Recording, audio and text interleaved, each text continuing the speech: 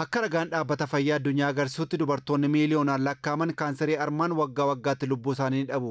Dhibee kaansarii harmaan dhufuu to'achuu fi baatii onkoloolessaa kana keessatti akka idil addunyaatti sochiin taasifamaa jira. Itoophiyaattis kaansarii harmaa bal'inaan kan mul'atu ta'uudha. Hospitaala Xiquur Ambassaatti ispeeshaalistii baqaqsanii wallaanu kaansarii harmaa Dr. Tasfaayee Agaa kan dubbatan. Kaansariin kun sadarkaa lammaffaa irratti argama. Namoota hedduu du'aatiidhaan geessisuudhaan illee sadarkaa qabatee jira. Dubartoota qofa yoo ilaalle immoo dubartoota hedduu hubuudhaan akka addunyaatti kaansarii sadarkaa tokkoffaa irratti argamu. Akka biyya keenyaatti illee yoo ilaalle waggaadhaan kan tilmaamamu dubartoonni 16,000 ol ta'an kaansarii harmaadhaan akka hubamanii fi sana keessaa immoo dubartoonni tilmaamaan 9,000 ta'an waggaatti sababa dhibee kanaatiin akka du'an agarsiisa. Mallattoon dhibee garaagaraa wal fakkaachuu akka danda'u kan dubbatan Dr. Tasfaayeen mallattoon kaansarii harmaa baay'ee ta'uu siman. Mallattoon haaraa kamiyyuu harma irratti yeroo uumamu carraa kaansarii ta'uu danda'u qaba. Keessumattuu dhiitoon dhukkubbii hin qabne harma keessatti yoo mul'ate jijjiiramni gogaa harmaa irratti yeroo mul'atu diimachuu ta'uu danda'a, jajjabaachuu ta'uu danda'a, madaa'uu ta'uu danda'a, keessatti sunturrachuu gogaa harmaa ta'uu danda'a. Yookiin immoo gara keessaatti galagaluu fiixee harmaa, dhangala'aa fiixee harmaadhaan bo'oo yoo jiraate.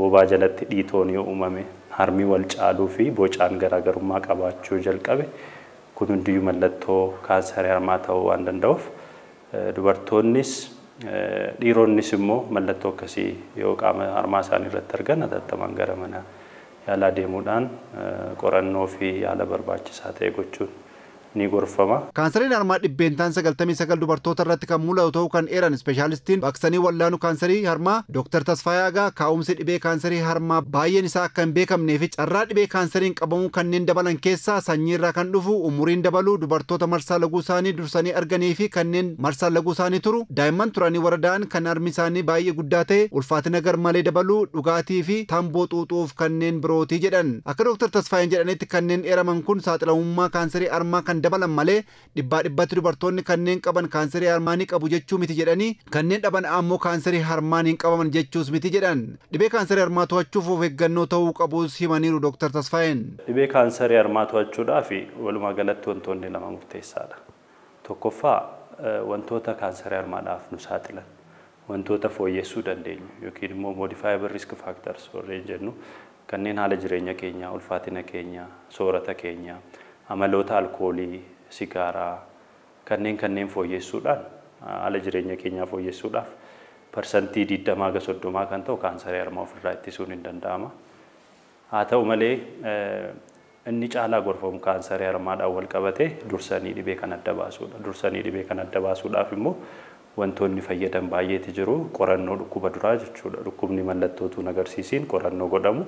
Qorannoon kun egaa akka addunyaatti standard ta'e kan inni godhamu raajii harmaa yookiin immoo maamoogiraafii isa jennu waggaa waggaadhaan dubartiin umuriin ishee waggaa 40 fi isaa ol taate waggaa waggaadhaan raajii kana walitti fufiinsaaf haga umuriin ishee waggaa 70 ga'utti taasisuu qabdi.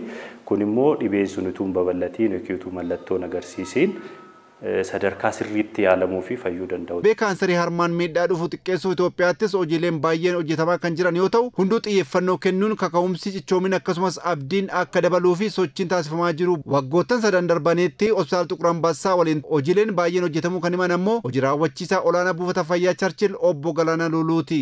Charchil yoo dhufanii kaffaltii tokko malee sab ispeeshaalistootaan yoo dhibee sana otoo mallattoo kamiyyuu toon isaan argame yoo dhufan qorannoon gaggeessaa yoo dhibeen sun immoo irratti argame qorannoo bakkuma kanatti raawwatu jechuun paatolojistootaan akkasumas raadiyoolojistii warra altrasaawundii harmaa hojjetaniin akkasumas immoo dhibeen sun argame immoo asumatti baqaqsanii hodhuutiin illee kaansarii harmaa warratti argame asittillee waggaa sadan kana keessatti dubartoota kaansarii harmaa qaban 300 oliif asumatti baqaqsanii hodhuun illee kennameefira.